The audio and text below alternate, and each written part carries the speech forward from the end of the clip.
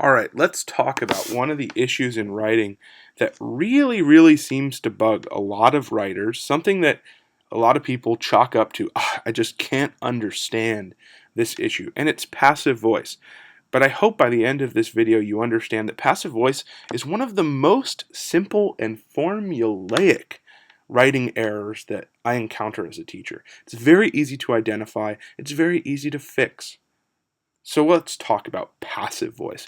What does that mean?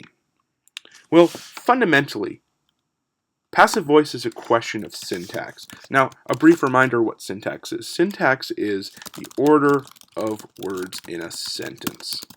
So it's really not a question of the idea that's present. It's a question of how you express that idea. And the key thing to think about when it comes to sentences is that we've always got a subject, we've always got a verb, and sometimes we have an object. Let me give you a brief example. Mr. D gives an example. In that example, to get meta here, there is a doer, and there's a recipient. There is someone who is doing the giving, and there is something that is the object of the giving. In this case, the example is not giving me. I am giving the example.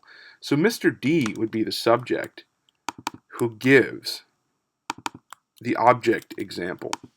That would be an example of active voice, because the definition of active voice is that the subject comes before the object. Okay, so here we go. Let's take our example of the active voice and we will put it up here. So what's passive voice, you ask? Well, I know what active voice is now, but what's passive voice? Well, passive voice is the opposite. It's the object comes before the subject. Let's use the exact same example, and then we can derive what this means. The example was given by Mr. D. Now, just because I wrote the example this way does not mean that suddenly the example is giving me. Mr. D is still the subject here, so I'll underline it just like I underlined the subject here. Given is still the verb, so I'm going to italicize it just like I italicized it above. And here we're going to have to include the linking verb, was given.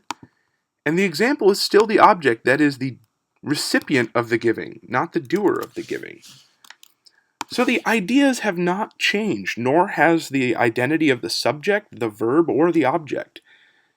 But what has changed is the syntax, the order of words in the sentence. So why is passive voice bad? Well, it doesn't flow as grammatically clearly as active voice, because the human brain is a funny thing. It likes to know who is doing the verb before it knows the object. You kind of have to reverse engineer meaning when you use passive voice. You have to think, the example is not doing anything. It was having something done. It was given. By whom? By Mr. D. The other reason to use active voice is it doesn't require this little thing right here, which is a linking verb necessary to use the passive voice. And finally, the passive voice also usually, if not always, requires you to use a past tense version of the verb. The problem with that is that we always write in present voice for literary criticism, so you're kind of hurting yourself twice by one mistake if you're using passive voice. Let's take a look at another example right here. The toast was burnt by the toaster. So, in that instance, what is doing the burning? Is the toast burning itself, or is the toaster burning the toast? Well, of course the toaster is burning the toast. So that's the subject. The verb is was burnt. And then we have the object, which is the toast. So if we check our definitions, is the object coming before the subject, or is the subject coming before the object? Well, the object is coming before the subject, so this is passive voice.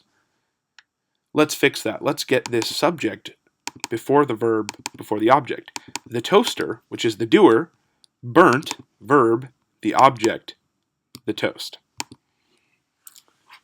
Here's a case where things get more complex once we're not using such simple sentences. Take a look at this.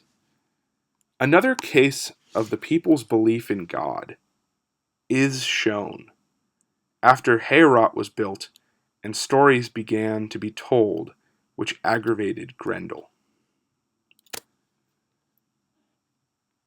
Okay, in this instance,